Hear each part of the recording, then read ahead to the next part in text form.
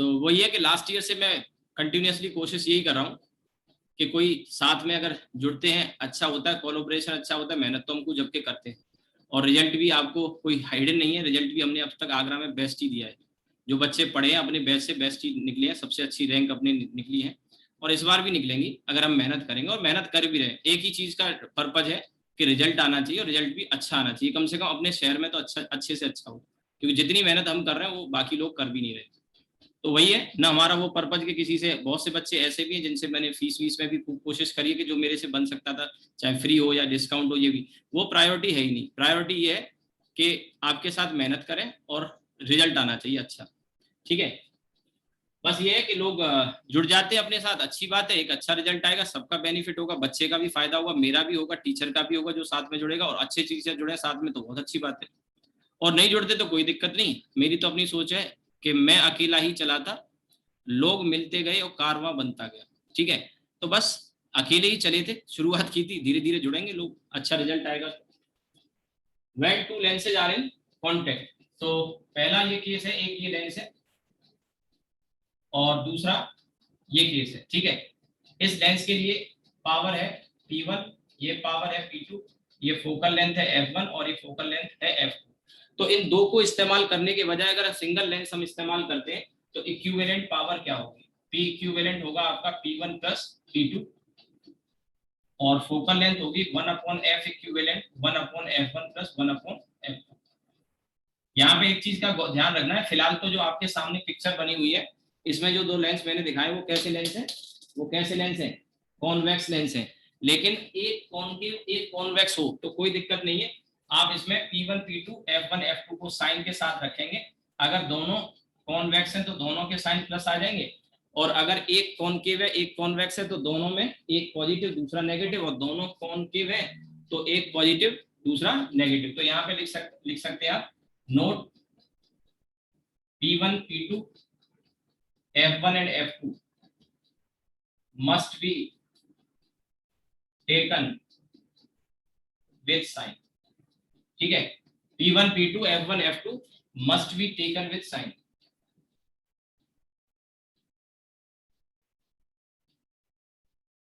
ठीक, एक तो ये केस हो गया। दूसरा केस है when two lenses are kept at some separation। अब देखिए ये जो फॉर्मूला, ये जो मैं केस बता रहा हूं, ये केस के लिए जो फॉर्मूला यूज करते हैं वो फॉर्मूला केवल तभी लगा सकते हैं जब ऑब्जेक्ट इन्फिनिटी पे हो। अगर ऑब्जेक्ट इन्फिनिटी पे नहीं होता तो ये फॉर्मूला जो मैं यहाँ बता रहा हूँ वो आप नहीं लगा सकते अब इस वाले केस में जो मैं बताऊंगा। हाँ, ये है कि इस तरह के क्वेश्चन को हैंडल करने का एक और अच्छा तरीका होता है जिसमें गलती के चांसेस नहीं होते, कि आप हर लेंस के लिए इंडिविजुअली अलग अलग सॉल्व करके फाइनल इमेज को फॉर्म कर लो। ठीक है, फिलहाल मैं बता देता हूँ, लेकिन कोई बहुत अच्छा और रिकमेंड करने वाला फॉर्मूला नहीं है। ठीक है, ये P1 ये P2 दोनों के बीच में ये डिस्टेंस है D। ठीक है, P1 P2 और इसकी फोकल लेंथ F1 और इसकी फोकल लेंथ F2। तो यहाँ इक्विवेलेंट P जब इनके बीच में कुछ गैप होगा तो वो होता है P1 plus P2 D times P1 P2। एक तो ये फॉर्मूला आ गया। ठीक है, और ये 1/F equivalent 1/F1 1/F2 minus D F1 F2।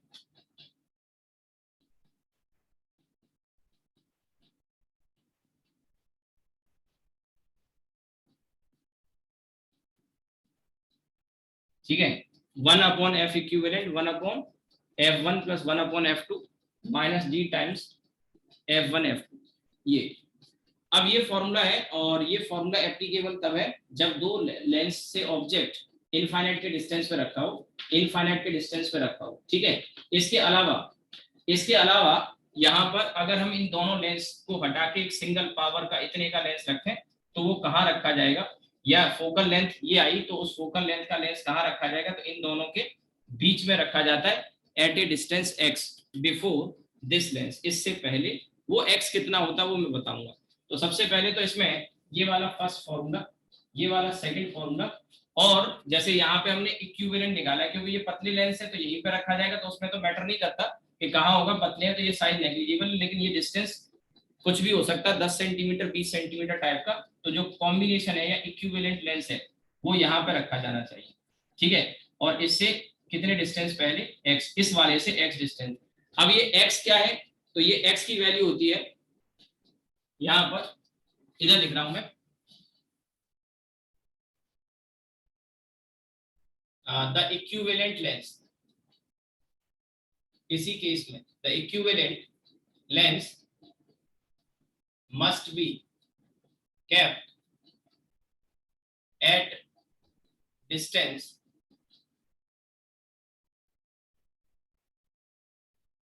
x before, the equivalent lens must be kept at distance x before second lens.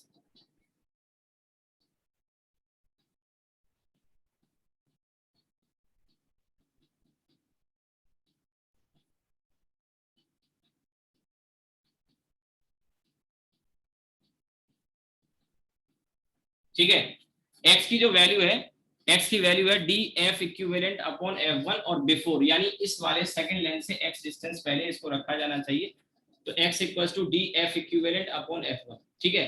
और ये जो फॉर्मूले 1 एंड 2 है ये तभी आप लगा सकते हैं जब ऑब्जेक्ट हमारा कहाँ पे रखा हो, इन्फिनिटी पे रखा हो। इवन थर्ड वाला एक्सप्रेशन भी इसमें आप शामिल कर सकते हैं, ठीक है। ये तीनों फॉर्मूले आप तभी लगा सकते हैं जब हमारा ऑब्जेक्ट कहाँ रखा हो, इन्फिनिटी पे। ये थर्ड वाले इक्वेशन को भी लिख लेते हैं, और मैं यहाँ लिख देता हूं,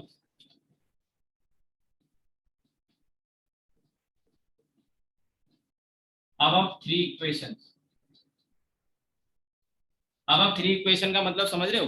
अब आप थ्री इक्वेशन का मतलब ये नहीं मैंने यहाँ से नंबरिंग, ये तो अलग है, ये तो केस ही अलग है, 1 2 और 3, ये तीन इक्वेशन तब लगानी है जब ऑब्जेक्ट हमारा कहाँ पे हो, इन्फिनिटी पे।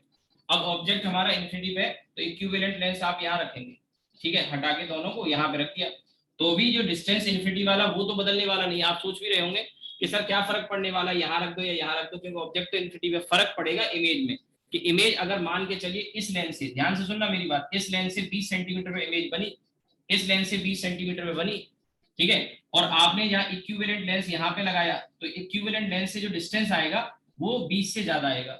आप मेरी बात को समझे हो शायद, फिर से सुनो, जैसे यहाँ आपने क्या किया, दोनों को हटा के इनका इक्विवेलेंट लेंस रख दिया, एफ इक्विवेलेंट का सॉल्व कर डाला, सॉल्व करने के बाद यहाँ से डिस्टेंस सपोज करो 22 सेंटीमीटर आया, मान के चलिए 22 सेंटीमीटर, और आपसे क्वेश्चन में पूछा था where the image will form from second lens, from second lens, तो जो डिस्टेंस 22 सेंटीमीटर यहाँ से आया मान लीजिए, तो इस वाली लेंस से तो 22 से कुछ कम आएगा ना, और उसके लिए ये x का पता होना जरूरी होगा। तो क्वेश्चन में इक्विवेलेंट लेंस तो आपने माना, बट वो इमेज पूछ रहा है कि जो फाइनल इमेज बनेगी वो सेकंड वाले लेंस से कितनी दूरी पे बनेगी।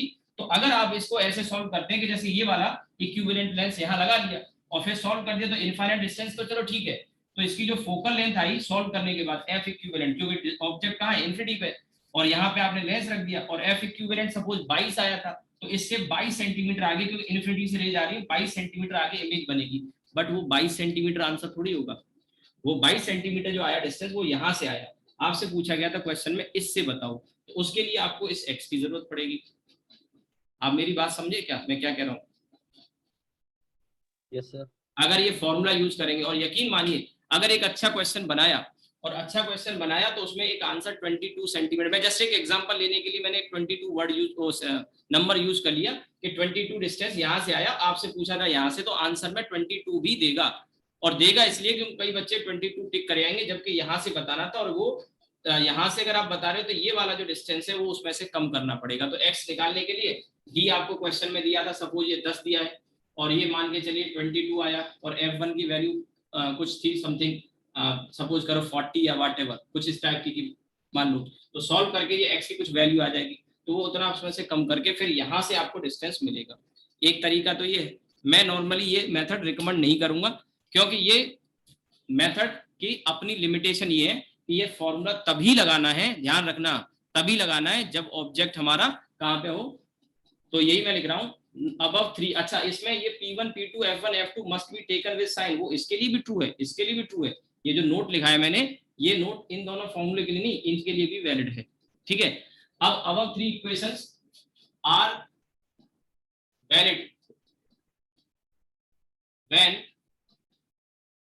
Object is at infinity, when object is at infinity, जब ऑब्जेक्ट इन्फिनिटी पे हो तभी ये इक्वेशन वैलिड होंगी। लेकिन आपने कहा फिर सर इसमें तो दिक्कत आएगी ऐसे क्वेश्चन को सॉल्व करने में, तो कोई और अच्छा तरीका है? हाँ बिल्कुल है। अगर मान के चलिए आप चाहो तो ऑब्जेक्ट फाइनाइट डिस्टेंस पे हो या इनफाइनाइट डिस्टेंस पे हो, आप एक काम करो, इंडिविजुअली इसका सॉल्व कर लो फिर इसका सॉल्व कर लो। क्या कहने का मतलब है कि पहले मान के चलिए ऑब्जेक्ट इन्फिनिटी पे है या फाइनाइट डिस्टेंस पे, पहले इस लेंस के लिए सॉल्व कर लो, इस लेंस के लिए सॉल्व करके इमेज निकालो कहाँ बनी, पहली इस लेंस से इमेज जो बनी वो इमेज इसके लिए क्या काम करेगी, क्या काम करेगी, ऑब्जेक्ट का, और ऑब्जेक्ट का काम करेगी तो फिर से सॉल्व कर डालो और फिर से सॉल्व करके आपको जो फाइनल इमेज मिलेगी दैट इज योर आंसर। तो आपको 2 बार में सॉल्व करना पड़ेगा, पहले इसके लिए देन फिर इसके लिए। बस इसमें ये ध्यान रखना है कि यहाँ 2 बार सॉल्व करना होगा, तो आप ये सोचे इसकी कैलकुलेशन ज्यादा है, कैलकुलेशन तो दोनों की ज्यादा होगी, क्योंकि पहले आपको पी इक्विवेलेंट या एफ इक्विवेलेंट निकालना पड़ेगा ये, फिर जब निकाल लोगे तब जाके आप उसको सॉल्व कर पाओगे। बट इस फॉर्मूले की लिमिटेशन तब है, ये है कि ये केवल तब लगा सकते हैं जब ऑब्जेक्ट हमारा इन्फिनिटी पे हो, अगर फाइनल डिस्टेंस पे है, फाइनल डिस्टेंस पे अगर ऑब्जेक्ट है तो ये फॉर्मूला लगा मत देना, नहीं तो आंसर आपका गलत आएगा। मैं बार बार बोल रहा हूँ, ठीक है, ऑब्जेक्ट इज एट इन्फिनिटी, तो ऐसी सिचुएशन में जब फाइनल डिस्टेंस पे होगा तो you have no choice, no choice, फिर वो आपके पास सिर्फ एक ही रास्ता है कि दोनों लेंस के लिए अलग अलग सॉल्व करें और उसके बाद हम फाइनल इमेज को निकालें। ठीक है, नोट कर लो।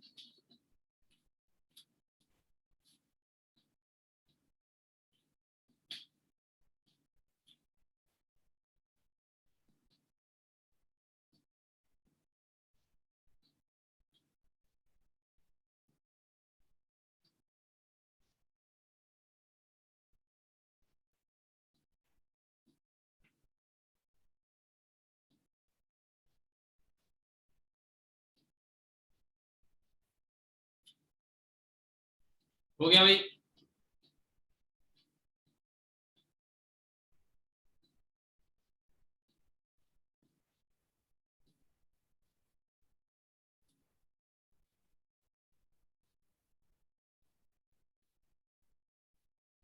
अब देखिए कुछ क्वेश्चंस हम कर लेते हैं इसी में, जो शीट मैंने आपको दे दी है, शायद दोनों भेज दी थी मैंने, लेंस की 6th और 7th, मेरे ख्याल से अभी एक ही हमने डिस्कस नहीं करी है 6th वाली, तो 7th तो बाद में होगी।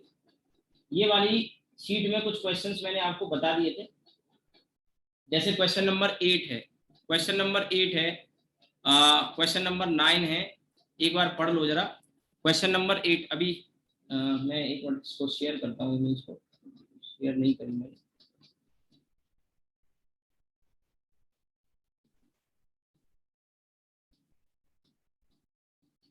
हाँ ये आपको विजिबल हो गया होगा, आई थिंक ये वाले क्वेश्चन तो आप कर लोगे मेरे ख्याल से, क्वेश्चन नंबर 6 और 7 तो इजी है, कर ही लोगे।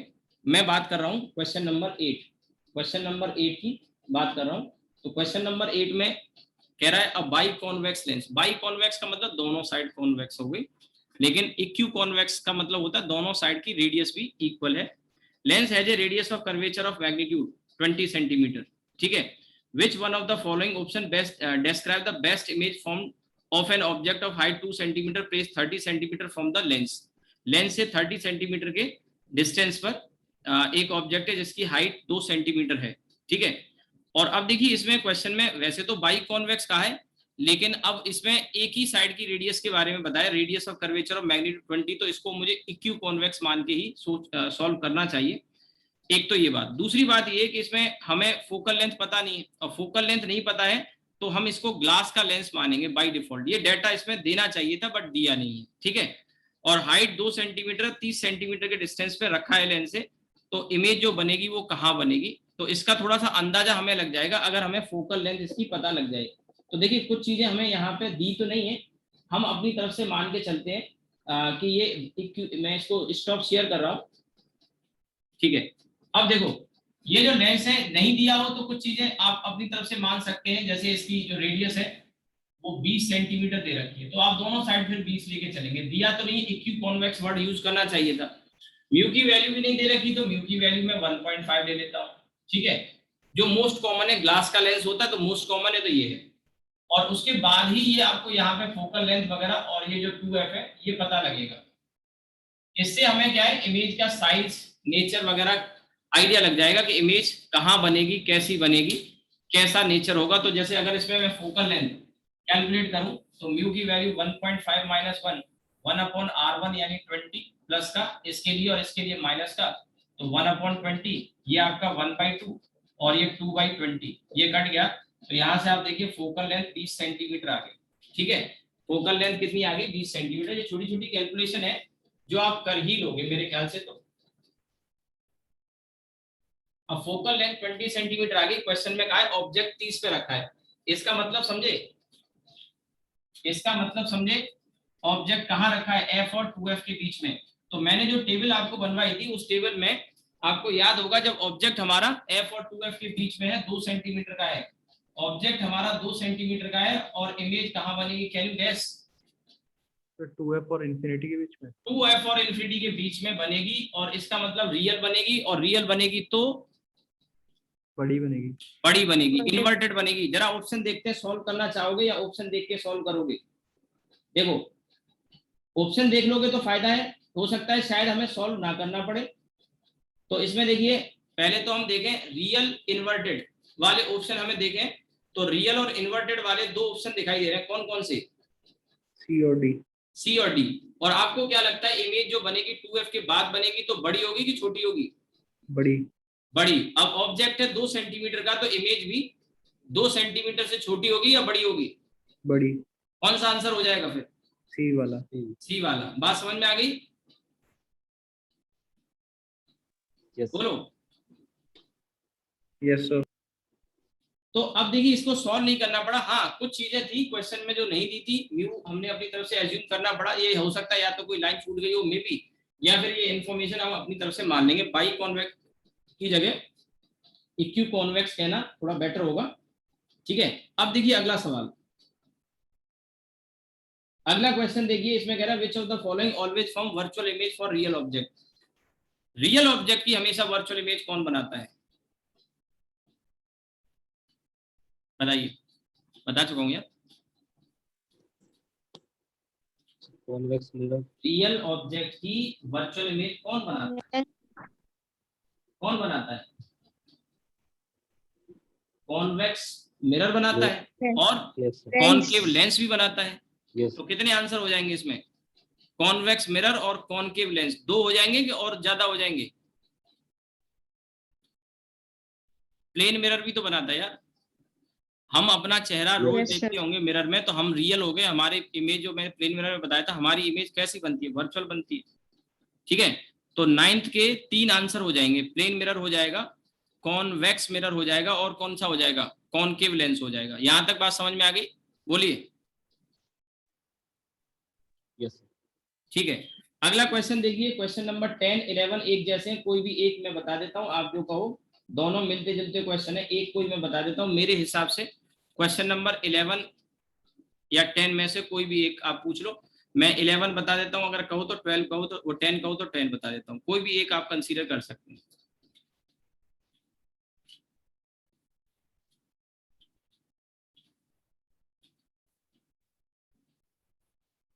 चलिए मैं एक बता देता हूं, इसमें क्वेश्चन 11 ही देख लेते हैं। क्वेश्चन 11 में ये इसकी फोकल लेंथ 20 सेंटीमीटर है, यहां से एक बीम आ रही है और ये जो बीम है वो 6 सेंटीमीटर के डायमीटर की है।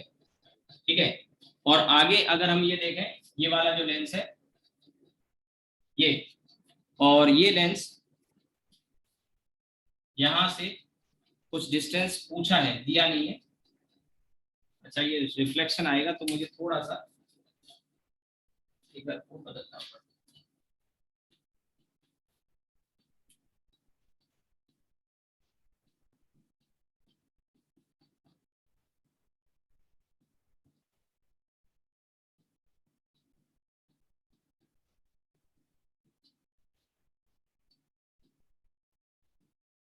ये डिस्टेंस x है और यहाँ से जो बीम निकल रही है उस बीम का डायमीटर भी पूछा है, कितना होगा, पैरेलल है, लेकिन पैरेलल है, डायमीटर कितना होगा ये पूछा है।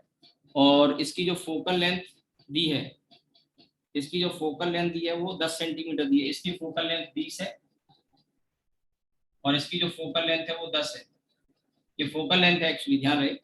तो अब सबसे पहले देखो, हमने जो पीछे सीखा और जो जाना, मैं इसको शेयर वाले को हटा देता हूँ। अब देखिए, तो सबसे पहले आपको एक बात समझनी होगी कि ये पैरेलल बीम तब करता है, हमने पीछे पढ़ा था, याद आ रहा हो तो, कॉनकेव वाला, कि यहाँ से कोई बीम ऐसे करके अगर आती है तो ये एक यहाँ ऑब्जेक्ट बन जाएगा, वर्चुअल ऑब्जेक्ट, इसको आगे क्या कर देगा, पैरेलल, तब ये पैरेलल करेगा। यानी कि हमको यहाँ से ऐसी बीम सेंड करनी पड़ेगी जो इसके वर्चुअल ऑब्जेक्ट का काम करे, और इसकी फोकल लेंथ 10 है तो यहाँ पे 10 सेंटीमीटर पे भेजी। तो आप देखिए, सबसे पहले समझो ये पैरेलल बीम आ रही है और फोकल लेंथ 20 है, तो ये तो पक्का है कि ये अपने से 20 सेंटीमीटर आगे फोकस करेगा। लेकिन इससे हम अगर पैरेलल चाहते हैं तो इससे 10 सेंटीमीटर आगे फोकस करें, यानी इससे 20 और इससे 10, यानी इन दोनों के बीच में फासला कितना हो गया, इससे 20 पे करेगा ही करेगा, फोकल लेंथ है 20 इन्फिनिटी से, लेकिन इससे 10 पे करे तो ये डिस्टेंस कितना होगा, 10 सेंटीमीटर, क्योंकि ये रेज ऐसे आएंगी, ऐसे आके और ये यहाँ पर कन्वर्ट हो जाएंगी इस पॉइंट पे। एक्चुअल में कन्वर्ट नहीं हो पाएंगी, बट ये एक वर्चुअल ऑब्जेक्ट का काम करेगा इसके लिए, जिसे ये क्या कर देगा, पैरेलल कर देगा।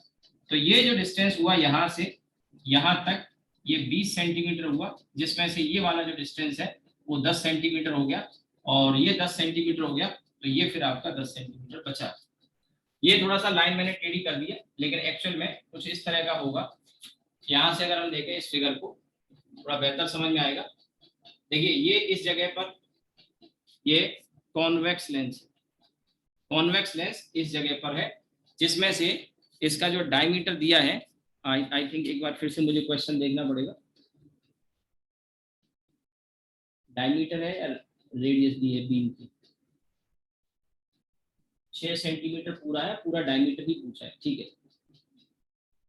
तो अब देखिए, ये टोटल 6 है, तो इसमें से ये कितना हुआ भैया, 3, और हमसे पूछ रहा है क्वेश्चन में ये वाला डिस्टेंस, ये डिस्टेंस d/2 है, टोटल d डिमांड कर रहा है, तो ये d/2 हो गया, यानी कि ये वाला, ये आपको d/2 दिया। ध्यान से देखोगे तो ये एक ट्राइंगल और दूसरा ये ट्राइंगल, ये दोनों ट्राइंगल कैसे हैं, सिमिलर ट्राइंगल है। एक ट्राइंगल ये है और एक ट्राइंगल ये है, दोनों सिमिलर है। तो ये 3 सेंटीमीटर और ये डिस्टेंस कितना था भाई, 20 सेंटीमीटर, और ये कितना था, 10 सेंटीमीटर, ठीक है। तो 3 डिवाइडेड बाई 20, 3 डिवाइडेड बाई 20, और ये d/2 डिवाइडेड बाई 10, तो इससे ये चला जाएगा 20, तो d की वैल्यू 3 सेंटीमीटर आ गई। ध्यान रहे, ये तो d/2 है, पर ये जो डायमीटर होगा वो 3 सेंटीमीटर हो जाएगा, ठीक है। ऐसा ही इसके पहले वाला क्वेश्चन है, ऐसा ही सेम पहले वाला क्वेश्चन भी है, तो आप उसको भी इस तरह से कर सकते हैं, ठीक है। आगे बढ़ते हैं, आप नोट करना चाहो नोट कर लो, स्क्रीनशॉट ले लो, मैं अगले क्वेश्चन पे आता हूं।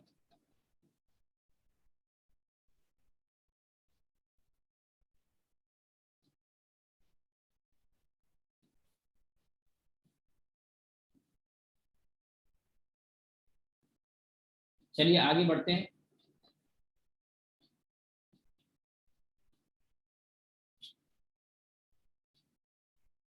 ठीक है, ऊपर वाला 10th वाला देख लेना। Question 12, a concave mirror of focal length f1 is placed at a distance d from a convex lens of focal length f2. A beam of light coming from infinity and falling on this convex lens concave mirror combination return to infinity, the distance d must be equal to। ये आप करके देखिएगा, नहीं आए तो पूछ लेना। इसके आगे वाला भी आप कर लोगे, मेंस का क्वेश्चन है, ठीक है। मैं चाहूंगा थोड़ा सा आप करने की कोशिश करें खुद से, और कोई चीज नहीं आती है समझ में आप पूछ लें। मैं अगला वाला क्वेश्चन बताता हूँ। ये नेक्स्ट वाला क्वेश्चन 14 वाला अच्छा क्वेश्चन है, ये आ भी चुका है एक बार कंपटीशन में, और मेरे ख्याल से एनसीईआरटी का ये सॉल्व एग्जांपल है, एनसीईआरटी का सॉल्व एग्जांपल, ये शायद जेई वगैरह में या नीट में आ भी चुका है और बोर्ड में भी आया हुआ क्वेश्चन है। लेकिन ठीक है, क्वेश्चन आसान है, टफ नहीं है, थोड़ा ट्रिकी जरूर है। 14 की बात कर रहा हूं मैं, ठीक है। 14, find the position of final image, और इसमें ऑब्जेक्ट और 3 लेंस हैं, ठीक है।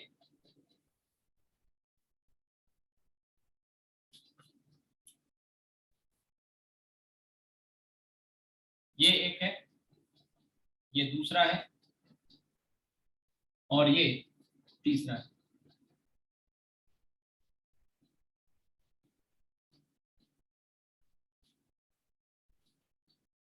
ये इधर से 30 सेंटीमीटर, फोकल लेंथ 10 सेंटीमीटर, अगले में फोकल लेंथ -10 सेंटीमीटर, और ये जो डिस्टेंस है 5 सेंटीमीटर, ये 10 सेंटीमीटर, और फोकल लेंथ 30 सेंटीमीटर।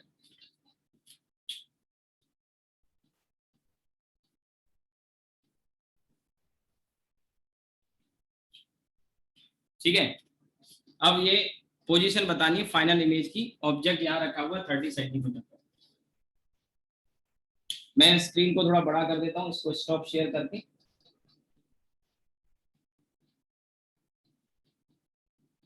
तो सबसे पहले देखिए, इसकी focal length 10 centimetre, object 30 centimetre पर रखा है, तो इमेज कहाँ बनेगी ये हम निकालेंगे। तो सबसे पहले 1/f = 1/v - 1/u। अंदाजे से काम नहीं चलेगा, वैसे अंदाजा ये है कि फोकल लेंथ 10 है और इसका 2f 20 पे होगा और ऑब्जेक्ट 30 पे रखा, तो 2f और इन्फिनिटी के बीच में, -इन्फिनिटी के बीच में, तो इमेज f और 2f के बीच में बनेगी। f का मतलब 10 और 2f का मतलब 20, तो 10 और 20 के बीच में कहीं बनेगी। तो ये तो केवल 5 ही सेंटीमीटर है। आप मेरी बात को समझ रहे होंगे। तो 1/f = 1/v - 1/u। अब यहाँ पे फोकल लेंथ 10, इमेज का पता नहीं है अभी, अंदाजा ही लगाया हमने, और ये 1 कितना 30 सेंटीमीटर माइनस का। ठीक है, माइनस का 30, माइनस और माइनस प्लस, तो ये 1/v 1/10, और माइनस माइनस प्लस ये इधर जाएगा, तो माइनस का 30, तो ये 33 - 1, तो v की वैल्यू आ जाएगी 30/2 यानी 15 सेंटीमीटर। ठीक है, 15 सेंटीमीटर ये आ गई।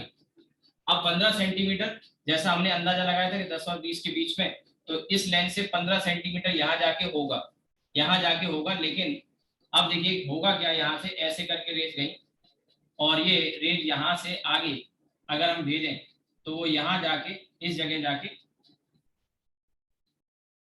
मिलती ऐसे करके। ठीक है, अगर ये बीच में से लेंस पे हटा दूं तो इससे 15 सेंटीमीटर आगे जाके इमेज यहाँ बनती। लेकिन बीच में ये लेंस आ गया, और बीच में लेंस आ गया तो अभी थोड़ी देर पहले एक डायग्राम मैंने बनाया था कि ऐसे कन्वर्जिंग बीम आ रही है और ये इसके फोकस पे, इसका फोकस 10 सेंटीमीटर फोकल लेंथ है, तो इसका फोकस इधर भी होगा और इधर भी होगा, यानी इसके फोकस पे जा रही है। तो अभी वो डायग्राम याद हो, अभी थोड़ी देर पहले मैंने बनाया था कि अगर ऐसे बीम आती है और इसके फोकस पे जाके ऑब्जेक्ट इमेज बनाता है, तो ये वर्चुअल ऑब्जेक्ट का काम करेगा और इसे क्या कर देगा, पैरेलल कर देगा। तो अब यहाँ से जो बीम आएगी वो कैसी हो जाएगी, पैरेलल हो जाएगी कि नहीं। आगे तो जाने का मतलब नहीं, ये वाले रास्ते पे तो जा नहीं सकता ना, क्योंकि ये लेंस भी तो मोड़ेगा, तो ये ऐसे जाने नहीं देगा बल्कि ऐसे कर देगा। तो ये ऑब्जेक्ट का काम करेगी इसके लिए, और इसके लिए फिर ये पैरेलल कर देगा। अब इसके ऊपर पैरेलल में पहुंची ये बीम, तो इसको जब पैरेलल में मिलेगी तो ये क्या करेगा, फोकस पे बना देगा इमेज, फोकस पे मिला देगा यहाँ पे। और फोकस 30 है, तो ये जो इमेज का डिस्टेंस हो गया वो 30 सेंटीमीटर। एक इंटरेस्टिंग बात और बताऊं, ये जो 10 सेंटीमीटर का डिस्टेंस है, इससे कोई फर्क पड़ने वाला है क्या, ये वाला जो 10 सेंटीमीटर का डिस्टेंस है? नहीं सर, क्योंकि नो बीम सर। कैसी हो गई, पैरेलल। तो अगर ये डिस्टेंस भी पूछ लिया जाए इसमें कि ये डिस्टेंस x क्या होगा, तो ये distance can have any value, क्योंकि बीम तो पैरेलल हो जाएगी और पैरेलल ही रहेगी जब तक कोई लेंस को एनकाउंटर नहीं करती। जैसे ही लेंस आएगा वो इसे कन्वर्ज कर देगा। तो ये डिस्टेंस जरूरी नहीं 10 हो, कुछ भी ले लो, इमेज इस लेंस के जहां पे भी लेंस रखोगे इस लेंस के 30 सेंटीमीटर बाद बनेगी। यहाँ रखोगे तो यहाँ के बाद 30 सेंटीमीटर, यहाँ रख दोगे तो यहाँ के बाद 30 सेंटीमीटर पे बनेगी। तो ये डिस्टेंस 10 सेंटीमीटर हो कुछ हो फर्क नहीं पड़ता। हाँ, इससे फर्क पड़ेगा कि इन दोनों लेंस के बीच में, इन दोनों लेंस के बीच में कितना डिस्टेंस है। ठीक है,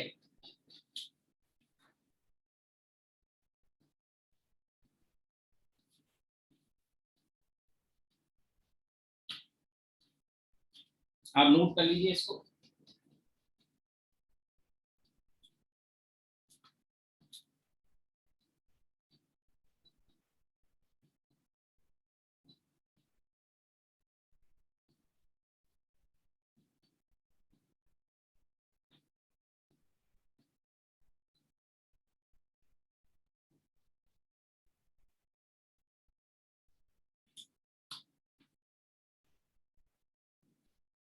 ठीक है, चलिए मैं इसको हटा के आगे कुछ क्वेश्चन देखते हैं।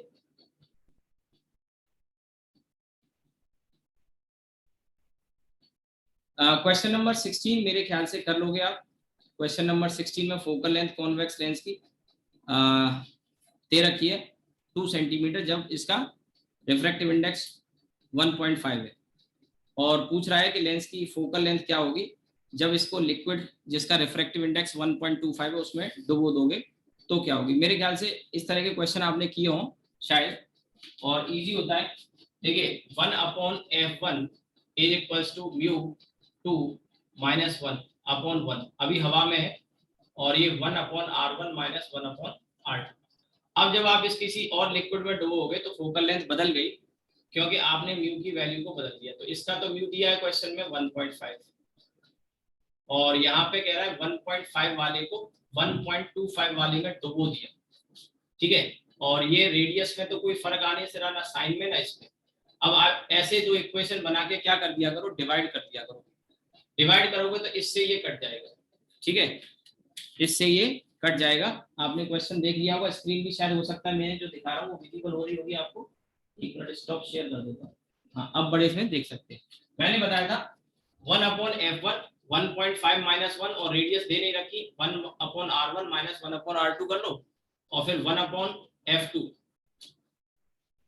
Equal to 1.5 1.25 - 1 1/r1 - 1/r2। इसको कर लेंगे डिवाइड, तो डिवाइड करेंगे तो ये कट जाएगा, है ना, और ये ब्रैकेट आ गया। अब इसके बाद देखिए इसकी फोकल लेंथ क्वेश्चन में दी है, तो ये आ गया आपका f2/f1, और यहाँ सॉल्व करोगे तो ये 3/2, ये आपका 3/2, और इधर से मिलेगा 3/2, सॉरी 3/2 - 1 1/2, ऊपर वाले से 1/2, ये 3/2 और 5/4, 5/4 4 3 12 डिवाइडेड बाई 10, 12 डिवाइडेड बाई 10 यानी कि 6/5 - 1, तो 1/5, ठीक है भाई। तो ये 1/5 आ गया, और ये 5 ऊपर आ जाएगा। अब f1 की वैल्यू क्वेश्चन में कुछ दी थी शायद, मेरे ख्याल से कितनी दी थी, r के टर्म्स में निकालना है। अच्छा r के टर्म्स में देना है।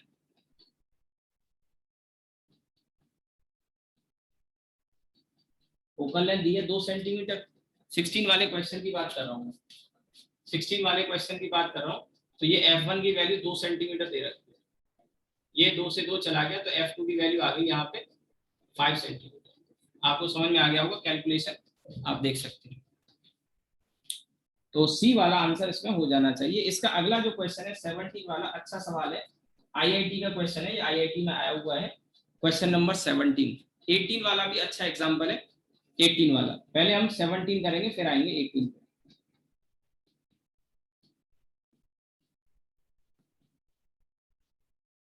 क्वेश्चन नंबर 17 में देखिए, a concave lens of glass mu equals to 1.5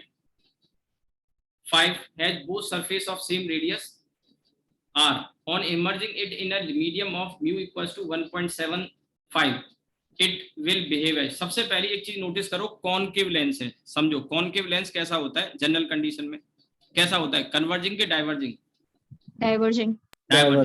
और आप देखो इसे डुबोया किस में हमने, एक डेंसर मीडियम में 1.75 वाले में, यानी कि इसका बिहेवियर उल्टा हो जाएगा। नाम तो कॉनकेव ही रहेगा, लेकिन अगर डेंसर में डुबोएंगे तो बिहेवियर बदल जाएगा, यानी कि होता तो डाइवर्जिंग है लेकिन कैसा हो जाएगा, कन्वर्जिंग हो जाएगा। अब सवाल यह है कि कन्वर्जिंग के इसमें दे दिए 2 ऑप्शन, पहला ए और बी में से कोई होगा। मैंने ये इसलिए पहले एनालाइज किया कि शायद एक ही आंसर हो कन्वर्जिंग वाला, ठीक है। तो अब हमें इसे सॉल्व तो करना पड़ेगा, और सॉल्व करके देखते हैं फिर, ठीक है। तो दोनों सरफेस की रेडियस r है, और इसको फिर हमने 1.75 वाले में डुबो दिया, ठीक है। तो r के टर्म्स में ये आंसर करना है। देखिए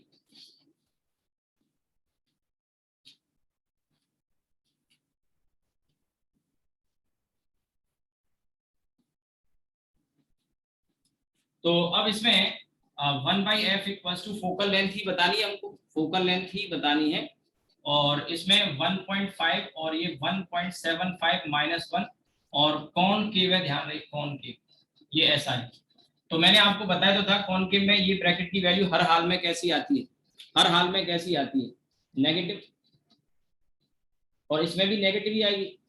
बट आप करना चाहो तो सॉल्व करके भी देख सकते हैं। पहला सरफेस ये है, रेज अगर हम इधर से इंसिडेंट करेंगे और इसका सेंटर इधर ही होगा तो इस वाले सरफेस की रेडियस कैसी हो जाएगी, नेगेटिव 1/r माइनस, और इस वाले की कैसी हो जाएगी, सेंटर इधर होगा तो पॉजिटिव, तो 1/r और ये माइनस और ये 1/r, तो माइनस का 2/r। ये जो लिखा हुआ है इसको थोड़ा सा सिंप्लीफाई कर लेते हैं, ये हो जाएगा भैया 3/2, और 1.75 को क्या लिख सकते हैं भाई, बोलिए, 1.75 को 7/4 लिख सकते हैं क्या? Yes sir, 7/4। Yes sir. लिख सकते हैं, 3.5 का आधा यही होगा, तो ये 12 और इससे ये 2 टाइम्स, तो ये आ गया आपका 6/7 माइनस 1, 6/7 माइनस 1, तो माइनस का 1/7 हो गया, क्या बोलते हो? Yes sir.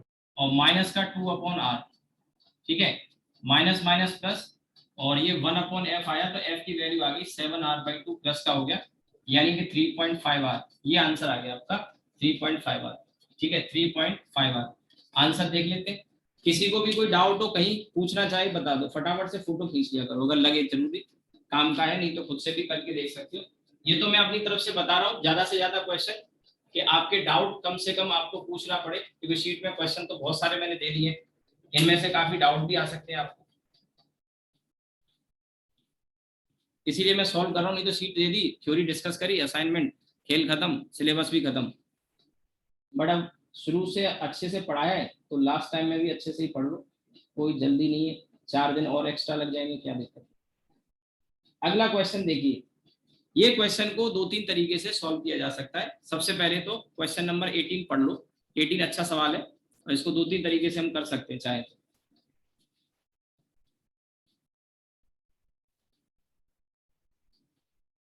ठीक है, कह रहा है फाइनल इमेज कहाँ बनेगी, एक कॉनकेव लेंस है, फोकल लेंथ 15 सेंटीमीटर दे रखी है, ऑब्जेक्ट 30 सेंटीमीटर रखा है, सामने एक मिरर है। ठीक है, देखिए ये तो एक मिरर है और यहाँ पर ये एक कॉनकेव लेंस है, कॉन्वेक्स लेंस है, फोकल लेंथ 30 सेंटीमीटर, और एक ऑब्जेक्ट यहाँ पे रखा हुआ है और ऑब्जेक्ट 30 सेंटीमीटर पे, object 30 centimetre, focal length sorry 15 है, फोकल लेंथ 15 है, फोकल लेंथ 15 है, और ये कितना है, 10 सेंटीमीटर। ठीक है भाई, तो पहले मैं रेगुलर मेथड से बताता हूँ, फिर इसका एक शॉर्ट तरीका भी आप चाहो तो यूज कर सकते हैं, शॉर्ट मेथड।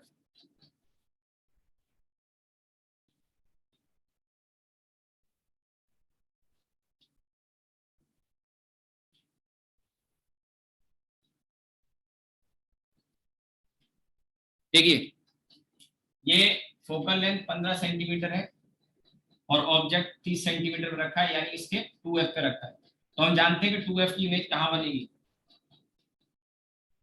बोलो 2f की इमेज कहाँ बनेगी, 2f पे, तो अब 2f पे बनेगी, सामने जा ही रही थी तभी हादसा हो गया, इसके साथ हादसा ये हो गया कि बीच में ये मिरर मिल गया, बीच में मिरर मिल गया 10 सेंटीमीटर पे, तो आगे जाना था इसको 30 सेंटीमीटर पर, लेकिन राहों में इनसे मुलाकात हो गई और जिससे डरते थे वही बात हो गई, 10 सेंटीमीटर पे मिरर मिल गया, तो यहाँ 30 सेंटीमीटर पे आगे जाके कन्वर्ट होता, 10 सेंटीमीटर में मिरर है तो 20 सेंटीमीटर आगे जाके इमेज बनती, लेकिन बनने का मौका नहीं मिला। तो अब मैं कह सकता हूँ ये जो इमेज बनी है वो एक तरह से मिरर के लिए, ध्यान से देखना, एक तरह से मिरर के लिए वर्चुअल ऑब्जेक्ट का काम कर रही है। किसका? वर्चुअल ऑब्जेक्ट का काम कर रही है। और याद करो मैंने वर्चुअल ऑब्जेक्ट के लिए बताया था प्लेन मिरर में, याद अगर आ रहा हो तो, प्लेन मिरर में ऐसी रेज आती थी, ऐसी तो आ रही है, ये प्लेन मिरर है, तो ये यहाँ पे ऑब्जेक्ट का काम करता था, याद करो, और जो सामने फिर इसको कन्वर्ट कर देता है यहाँ पे। याद आया? शुरुआत में ही कई बच्चे कंफ्यूज होते हैं कि वर्चुअल ऑब्जेक्ट की रियल इमेज कैसे बनती है, ऐसे बनती है, ये रेज आई ऐसे और ऐसे करके यहाँ पे जो इमेज बनी है वो इसके लिए वर्चुअल ऑब्जेक्ट का काम करेगी, तो सामने इमेज बना देगा कितने पे, उतने पर। तो ये जो डिस्टेंस है, ये रेज ऐसे करके आ रही, कन्वर्ट करते हो यहाँ 20 सेंटीमीटर पे इमेज बनी, इससे ये इमेज मिरर के लिए वर्चुअल ऑब्जेक्ट का काम करेगी। तो क्या करेगा मिरर?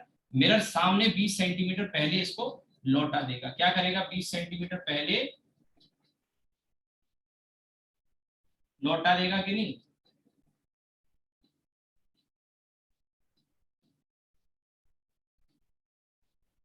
थोड़ा ऐसे बना लेते हैं, वो थोड़ा सही लगेगा देखने में। ठीक है, 20 सेंटीमीटर सामने। अब 20 सेंटीमीटर सामने जब लौट आएगा तो क्या होगा, देखो ये ऐसे लौट के आ ही रही थी, फिर बीच में मिरर मिल गया, क्योंकि 10 सेंटीमीटर भी मिरर है, आनी है कितने 20 पर। तो अब अगर इनको जाने दिया जाता, ध्यान से देखना, जाने दिया जाता रेज को, तो वो यहाँ जाके मिल जाती, यहाँ जाके मिल जाती, समझो मेरी बात को, यहाँ जाके मिल जाती। अच्छा सवाल इसीलिए है क्योंकि इसमें सोचना करना बहुत पड़ेगा, लेकिन एक ट्रिक भी बताऊंगा, उससे थोड़ा आसान हो जाएगा। तो देखिए यहाँ से रेज ऐसे गई, ऐसे जाके ऐसे आ ही रही थी, तभी ये लेंस मिल गया, और लेंस के लिए ये जो इमेज बनेगी, ये भी एक इमेज बनी, लेट मी से I1, फिर एक ये इमेज यहाँ बनी I2, वो इस लेंस के लिए वर्चुअल ऑब्जेक्ट का काम करेगी, और इस मिरर से 20 सेंटीमीटर आगे इस मिरर से 20 सेंटीमीटर आगे, जिसमें से 10 ये है, तो ये 10 सेंटीमीटर आगे लेंस के लिए इमेज जो बनी है, वो इस लेंस के लिए वर्चुअल ऑब्जेक्ट का काम कर रही है, और लेंस की फोकल लेंथ 15 सेंटीमीटर है। ये जो इमेज I2 बनी है, this is now acting as a virtual object for lens. अब हम इसको करेंगे सॉल्व। ठीक है, अब हम इसको करेंगे सॉल्व। मैं यहाँ एक लाइन लिख देता हूं, I2 act as virtual object for lens. ठीक है, और अब इसके लिए कैलकुलेशन करें तो लेंस का फॉर्मूला सही से लिख लो, जल्दबाजी में मिरर का मत लिख जाना। नाउ फोकल लेंथ 15 है, बिंदास लिखो प्लस का, क्योंकि कॉन्वेक्स है। अब यहां से आगे जल्दबाजी करने से पहले थोड़ा सा धीरे से चलना, संभल के चलना। फोकल ये ऑब्जेक्ट 10 सेंटीमीटर पे तो है, और मैंने 10 रख दिया। अब सवाल ये है कि इसका साइन माइनस का होगा कि प्लस का होगा, भी तो मैं निकाल, अब बताओ, क्योंकि ऑप्टिक्स का करीब करीब एंड है, इसके बाद लेंस के बाद साइन कन्वेंशन की जरूरत भी नहीं पड़नी हमें। क्या लगता है आपको? प्लस का। पॉजिटिव। देखो प्लस मैंने आना चाहिए कहा था जिस डायरेक्शन में रेज जाती है उस डायरेक्शन को पॉजिटिव लेते हैं, लेकिन बच्चा कंफ्यूज हो जाएगा, बोले सर रेज तो इस डायरेक्शन में जा रही। भैया वो कहानी पुरानी हो गई, ये तो जब आई थी इसका रिफ्रैक्शन होके खेल खत्म हो गया। अब तो यहाँ दोबारा से रिफ्रैक्शन होने जा रहा है, पहला रिफ्रैक्शन, दूसरा रिफ्लेक्शन, तीसरा रिफ्रैक्शन। जो तीसरा रिफ्रैक्शन है उसके लिए रेज इधर जा रही है, तो ये डायरेक्शन पॉजिटिव होगा। तो यहाँ पे ये इमेज I2 ही ऑब्जेक्ट है जो 10 सेंटीमीटर पे है और इसी डायरेक्शन में जा रही है, तो यहाँ I ये U की वैल्यू प्लस का 10 आएगा। पुराने साइन कन्वेंशन को कभी नहीं लेना, पुराना साइन कन्वेंशन उस कैलकुलेशन के साथ खत्म हो चुका है। ये जब रेज गई थी यहाँ रिफ्रैक्शन हो गया, इमेज का पता लग गया, कहानी खत्म। अब यहाँ से आ जाते हैं 1/v इक्वल्स टू 1/15, और ये माइनस का इधर जाके प्लस का हो जाएगा, और एलसीएम ले लेते हैं 30, ये 2 और ये 3, तो v वैल्यू v इमेज का डिस्टेंस 30/5 6 सेंटीमीटर प्लस का आया। इसका मतलब जानते हो, इसका मतलब ये है कि ये इमेज यहाँ बन रही थी 10 पर, उसमें इस लेंस ने क्या किया, इस लेंस ने और पहले इसे कन्वर्ट कर दिया। और पहले का मतलब यहाँ लेंस से कितने डिस्टेंस पर, लेंस से 10 सेंटीमीटर पर, तो लेंस से और पहले कितना कन्वर्ट कर दिया, 6 सेंटीमीटर पे आ गया ना, 6 सेंटीमीटर पे। अब जरा क्वेश्चन में लौट आते, मैं एक बार सॉल्यूशन दिखा दूंगा, पहले क्वेश्चन में आंसर जरा पढ़ लेते हैं, क्योंकि लेंस से जो डिस्टेंस आया, ध्यान रहे, लेंस से जो डिस्टेंस आया इमेज का, ये फाइनल इमेज है, ये 10 सेंटीमीटर पे, तो और कन्वर्ट कर दिया, पहले ही तो 6 सेंटीमीटर, ये जो डिस्टेंस 6 सेंटीमीटर, तो मिरर से अगर पूछा जाए तो 16 सेंटीमीटर, और ऑब्जेक्ट से पूछा जाए तो ध्यान से देखो, ये डिस्टेंस 30 है, इसमें इधर से 6 है, तो इधर से 24 बचा। तो अब आपको देखना होगा आंसर जो दिए हैं वो कैसे दिए हैं। लेंस से पूछा जाए तो लेंस के लेफ्ट में रियल इमेज बनेगी 6 सेंटीमीटर के डिस्टेंस, सुन लो, लेंस से लेफ्ट में 6 सेंटीमीटर पर रियल इमेज, मिरर से 16 सेंटीमीटर लेफ्ट में रियल इमेज, और ऑब्जेक्ट से 24 सेंटीमीटर राइट में रियल इमेज। ऐसा कोई आंसर हमें देखना होगा, कैलकुलेशन बाद में देख लेना, पहले आंसर देखते हैं। ठीक है, तो virtual and at a distance, virtual A और बी तो गलत हो गए, रियल वाले ऑप्शन सी या डी में से कोई होगा, और सी में अगर देखें तो at a distance of 16 centimetre from the mirror, यही हो जाएगा। और डी वाला भी पढ़ लेते हैं, क्या पता एक से ज्यादा हो, at a distance of 50 centimetre from the mirror कह रहा है, तो मिरर से तो 16 सेंटीमीटर पे होगा, so the right answer is 18 का सी वाला ऑप्शन राइट हो जाएगा। अब आप ये देखिए सॉल्यूशन फिर से एक बार देख लो, कोई डाउट आ रहा हो आपको तो आप पूछ सकते हैं। बाकी कुछ कैलकुलेशन हमने डायरेक्ट कर ली थी, आपको पता है ये वाली फोकल लेंथ 15 है, ऑब्जेक्ट 30 पे यानी 2f पे, तो डायरेक्ट बिना कैलकुलेशन के हमें पता लग गया 30, और 30 पे है तो ये 10 था, इसके पीछे 20, तो ये मिरर के लिए वर्चुअल ऑब्जेक्ट होगा जिसकी इमेज सामने ही बना देगा 20 पर, सामने बनाएगा तब जा ही रहा था 10 सेंटीमीटर पे लेंस मिल गया, तो लेंस के आगे एक्सटेंड कर लेंगे यानी 10 सेंटीमीटर पे इमेज बनेगी जो कि वर्चुअल ऑब्जेक्ट का काम करेगी इस लेंस के लिए, तो फर्दर और कन्वर्ट करके 6 सेंटीमीटर बना देगा। ठीक है, ये आ गया।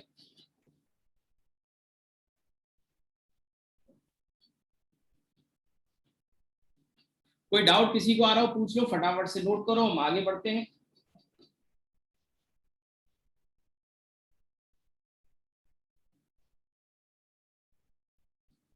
चलिए आगे देखते हैं नेक्स्ट पेज पे, अभी इसमें काफी सारे क्वेश्चंस हैं वैसे तो। चलो अभी ये 28 है तो कुछ मैं इसमें एक दो और बता दूंगा। क्वेश्चन 19 मेरे ख्याल से आसान है, 19 वाला क्वेश्चन आईआईटी एडवांस का जरूर है बट इजी क्वेश्चन है, मुझे लगता है आप कर लोगे। क्वेश्चन नंबर 20 वाला, 20 वाले में क्या कह रहा है देखिए, पढ़िए जरा। A convex lens and a concave lens each having focal length of 25 centimeter are put in contact to form a combination of lenses. The power in diopter of the combination. तो अब देखिए, एक कॉन्वेक्स लेंस है, एक concave lens है, और एक की पावर या फोकल लेंथ पॉजिटिव और दूसरे की नेगेटिव। ठीक है, तो पावर एक की पॉजिटिव दूसरे की नेगेटिव, तो जब ऐड करोगे तो जीरो हो जाएगी कि नहीं, पावर जीरो हो जाएगी, और फोकल लेंथ कितनी हो जाएगी, इनफाइनाइट। तो वहां जल्दबाजी नहीं करनी है, पावर पूछा है तो जीरो टिक करेंगे, लेकिन आंसर इनफाइनाइट भी दिया है, ध्यान रहे। तो गलती से हमने पावर ना सुन के सोच के फोकल लेंथ सोच लिया, या फोकल लेंथ पूछा था और पावर टिक करे, तो ध्यान से पढ़ना है उसको आपको। ठीक है, इसके बाद अगला क्वेश्चन देखिए। Two thin lens when in contact produce a power of 10 dioptre, when they are 25 centimetre apart the power reduces to +6d, find the focal length of two lens. बहुत ही आसान क्वेश्चन है। ठीक है, जो मैंने आपको अभी कॉम्बिनेशन का केस बताया था वही दो फॉर्मूले आपको बनाने। क्या पूछ रहा है क्वेश्चन में, फोकल लेंथ पूछ रहा है, तो देखो यहाँ पे 1/f इक्विवेलेंट 1/f1 + 1/f2, तो ये f1 f2 की वैल्यू पूछ रहा है। जब उनको टच करके रखते हैं तो इनकी जो पावर है वो 10 डायोप्टर है, तो पावर यानी ये वैल्यू 10 है भाई, 1/f क्या पावर ही तो होती है।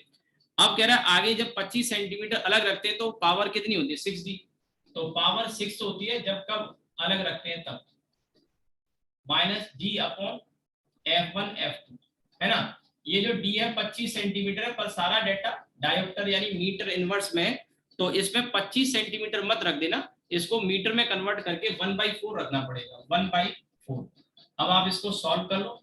ठीक है, f1 f2 f1 f2 f1 f2, दो इक्वेशन दो अननोन, मेरे ख्याल से आप कर लोगे। ठीक है, ये एक गलती हो सकती थी, मैंने बता दिया आपको, ये डायोप्टर यानी मीटर इनवर्स में, तो यहाँ d की वैल्यू 25 नहीं रखनी है। ठीक है, 25 नहीं रखनी है, या तो फिर क्या करो, डायोप्टर में पहले कन्वर्ट करो फोकल लेंथ को सेंटीमीटर में, और वो सेंटीमीटर वाली वैल्यू रख के कर लो, या फिर 25 centimetre 1/4 metre.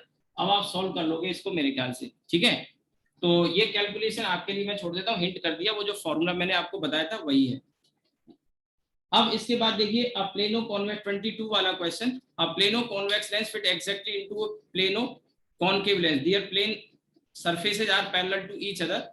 If the lenses are made of different material, different indices mu1 mu2 and r is the radius of curvature of the curved surface of two lenses, then the focal length of the combination.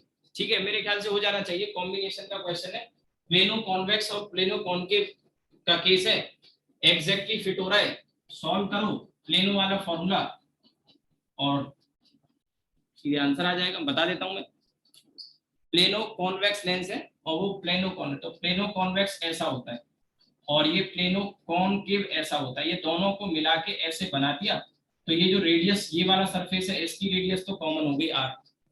ठीक है, बहुत आसान है, बस हाँ थोड़ा calculation आपको करनी पड़ेगी। और इनके जो रिफ्रैक्टिव इंडेक्स है वो इसका μ1 है और इसका μ2 है।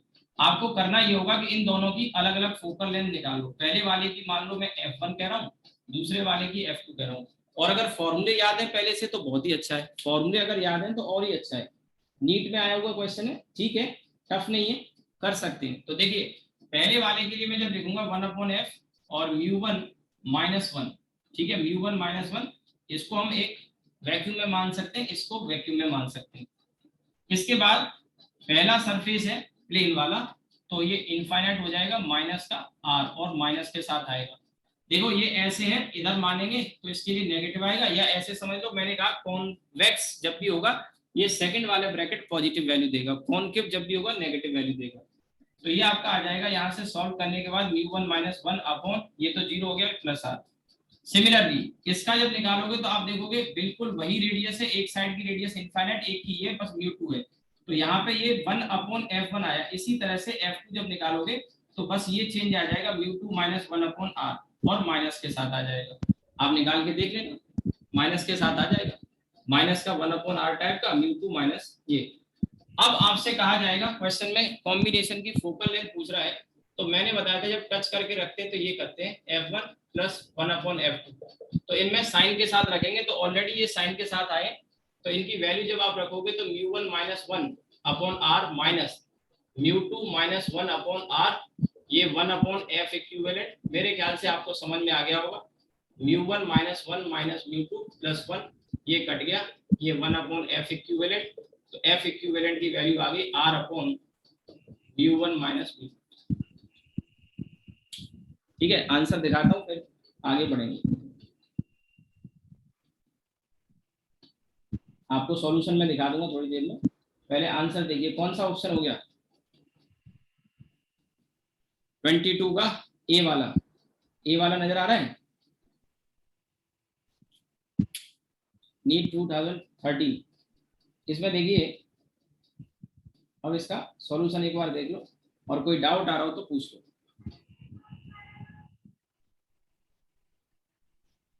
एक और इसमें क्वेश्चन शायद मैंने दिया है, उसमें दो लेंस को कंबाइन करके जो बीच में खाली कॉन्वेक्स लेंस को कंबाइन करते हैं और बीच में जो खाली जगह बचती है उस खाली जगह में एक कोई लिक्विड भर दिया, ऐसा भी शायद कोई क्वेश्चन है इसमें, और वो प्रीवियस ईयर में आया है। अच्छा सवाल है।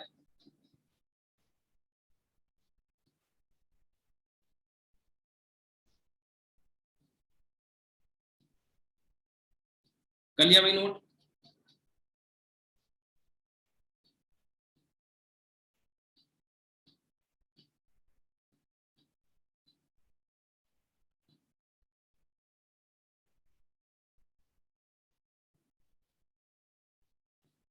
चलिए आगे बढ़ते हैं, कोई डाउट हो तो आप पूछ सकते हैं, फिर आते हैं क्वेश्चन में लौट के वापस।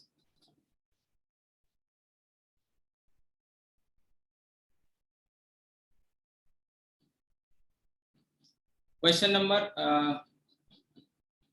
23, क्वेश्चन नंबर 23 तो मेरे ख्याल से इजी है, कर लोगे। A convex lens is in contact with concave lens. Magnitude of the ratio of their focal length is this. कर लोगे, मेरे ख्याल से इजी है। इसका अगला वाला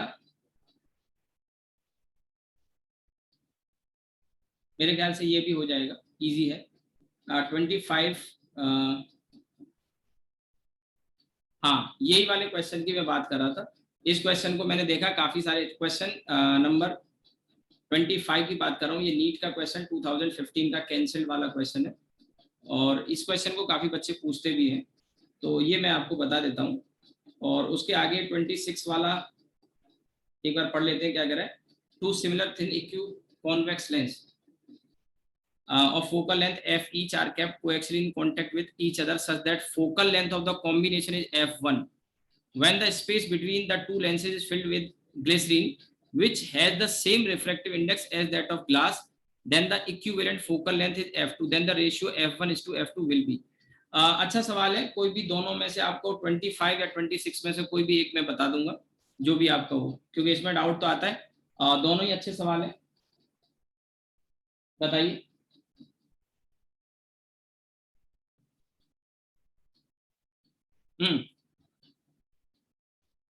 कोई लग रहा हो आपको, क्योंकि इसमें मैंने देखा बच्चे पूछते थे, ये तो अभी लेटेस्ट आया है 2019 का, उससे पहले वाले क्वेश्चन को मैंने देखा काफी बच्चे पूछते भी हैं।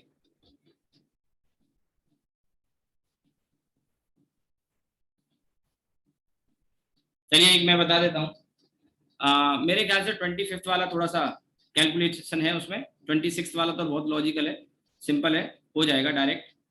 25th वाले में कह रहा है two identical thin plano convex glass lenses the refractive index ये है, और having radius of curvature 20 centimetre place with your convex surface in contact, यानी इस तरह से रखें, प्लेन कॉन्वेक्स लेंस है और ऐसे करके रखें कॉन्वेक्स सरफेस जो इनके कांटेक्ट में, और इनके बीच में ये जो खाली जगह थी इसमें एक लिक्विड भर दिया इसने,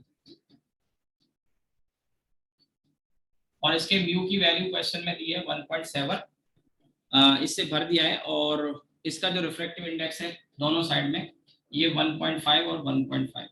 इसके अलावा जो रेडियस है शायद वो भी दे रखी है, two identical thin plano convex lens this having radius of curvature 20 centimetre, दोनों सरफेस की 20 सेंटीमीटर है, ठीक है।